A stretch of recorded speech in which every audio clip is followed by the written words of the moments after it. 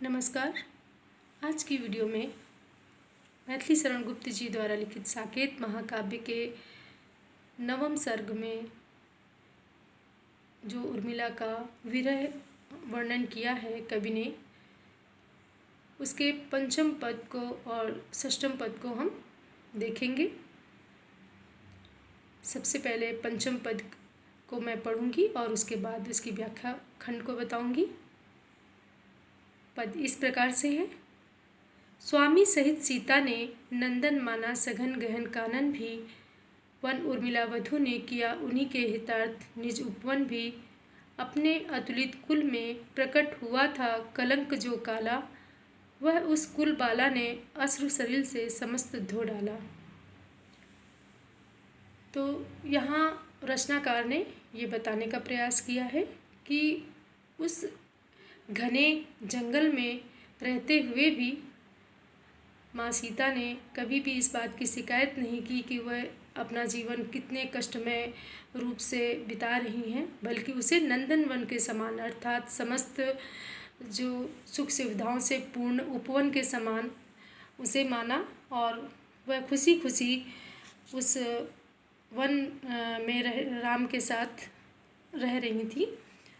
और उन्हीं के समान जो उर्मिला है वह समस्त जो राज्योद्यान है वो वन सदृश वन के समान ही वह राज्य में राजभवन में रहते हुए भी सारी सुख सुविधाओं को से उन्होंने अपने आप को खुद वंचित कर लिया था। और जो उनका क्लेश था, उनका जो विरह दुख, जो पति के वियोग में वह व्यथित थी, वो उसे होते हुए भी अपने कर्तव्य का पालन वो निरंतर कर रही थी। प्रीतम के कर्म में विघ्न न हो, बाधा ना पड़े, इस कारण उन्हें राम के साथ भेजकर अपना जो सुखमय जीवन था उसे उन्होंने दुखी बना लिया था। लेकिन इस बात की शिकायत वो बिल्कुल नहीं कर रही थी और उसी प्रकार से वियोग को झेलते हुए अपने आंसुओं से जो उस कुल में कलंक लगा था, और कलंक था एक माँ के द्वारा बेटे को वन प्रदेश भेज देना और जिसके कारण उनके पति की भी मृत्यु हो गई। तो जब लोगों द्वारा उसकी आलोचना की गई और उस कुल का जो कलंक रूप में उभर के आया, तो निरंतर बहते हुए वियोग के अश्रु जल से जो आंसू उनके आँखों से बह रहे थे, यहाँ लक्ष्मण के वियोग में वह व्यथित होकर निरंतर जो रो रही थी, तो उस कलंक को धोने के लिए किसी अतिरिक्त जल की आवश्यकता नहीं पड़ी, बल्कि वह उन्होंने अपने आंसुओं के जल से ही धो डाला और उस कलंक से उस कुल का जो काला भाग था या उस कुल का जो मर्यादा भंग हुई थी, वह भी उन्होंने उसे वापस दिलाने में सहयोग किया। क्योंकि लोगों का ऐसा मत था, ऐसा मानना था कि ये किस प्रकार के लोग हैं, ये किस प्रकार का कुल है जो अपने ही बच्चों को, अपने ही पति को ऐसे वचन मांगकर दुखित कर देते हैं। इस कारण से बहुत ही आलोचना हो रही थी उस कलंक को।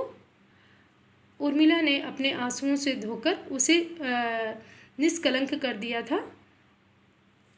इसके विशेष पक्ष को देखें पद के, तो यहाँ पर कुल कालिमा को हटाने के कारण उर्मिला का जो चरित्र है वह अधिक उज्जवल दिखाई पड़ा है।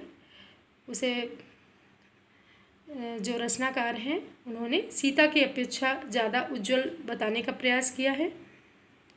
अलंकार जो भाग हैं स्वामी सहित सीता और सलिल से समस्त, इसमें अनुप्रास अलंकार है।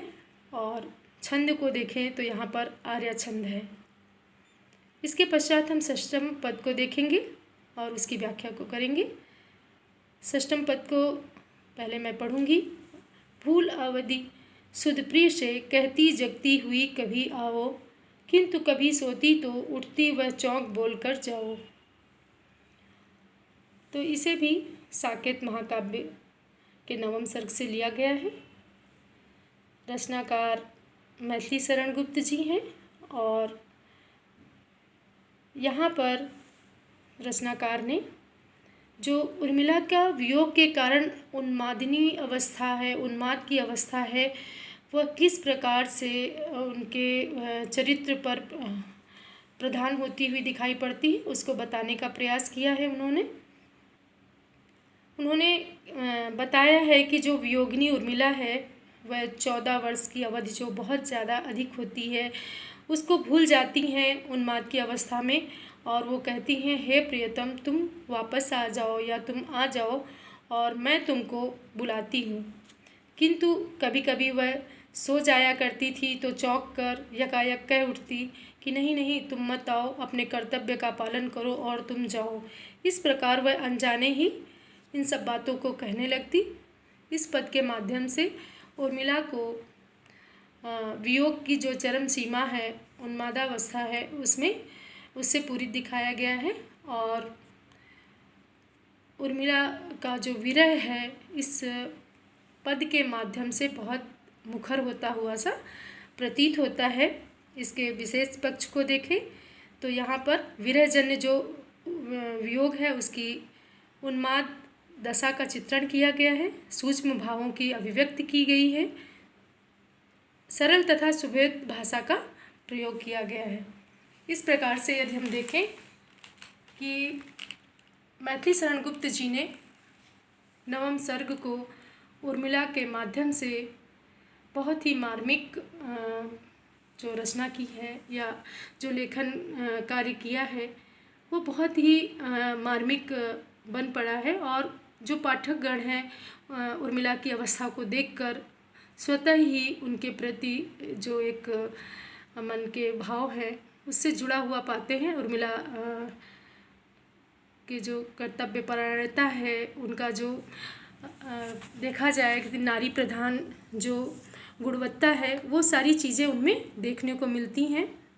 वैसे भी उर्मिला का चरित्र चित्रण करते हुए गुप्त जी ने भारतीय संस्कृति में नारी को विशेष जो महत्व दिया गया है, क्योंकि हमारी जो संस्कृति है वो मातृ प्रधान है, नारी को विनम्रता, ममता, कोमलता आदि का प्रतीक माना गया है और वो सारे गुण उर्मिला में देखने को मिलते हैं। प्रत्येक श्रेष्ठ कवि में देखा गया है कि वो जब अपना कार्य रचना करता है तो वो चाहे वो कालिदास हों, चाहे शेक्सपियर हों, चाहे वाल्मीकि हों, चाहे कोई भी हो, वो यदि श्रेष्ठ कवि हो तो वो नारी की जो सर्वसुलभ गुण हैं उनको ज़रूर अपने काव्य में दर्शाता है। वस्तुतः नारी भी मूल जो है पुरुष की प्रेरणा शक्ति है, ऐसा मानना है। गुप्त जी ने भी नारी को पुरुष के विकास में सहायक माना है। पंत जी भी ये कहते हुए कहीं कहीं पर नज़र आते हैं कि जो नारी है वो देवी है, माँ है, सहचरी है, और इस प्रकार से उन्होंने नारी के अनेक रूपों का वर्णन किया है। तो गुप्त जी द्वारा उर्मिला के चरित्र को यहाँ पर प्रधान रूप से दर्शाया गया है। धन्यवाद। यदि आपको मेरे द्वारा की हुई व्याख्याएं उपयोगी लगती हैं तो कृपया इस चैनल को लाइक करें, शेयर करें, सब्सक्राइब करें। धन्यवाद।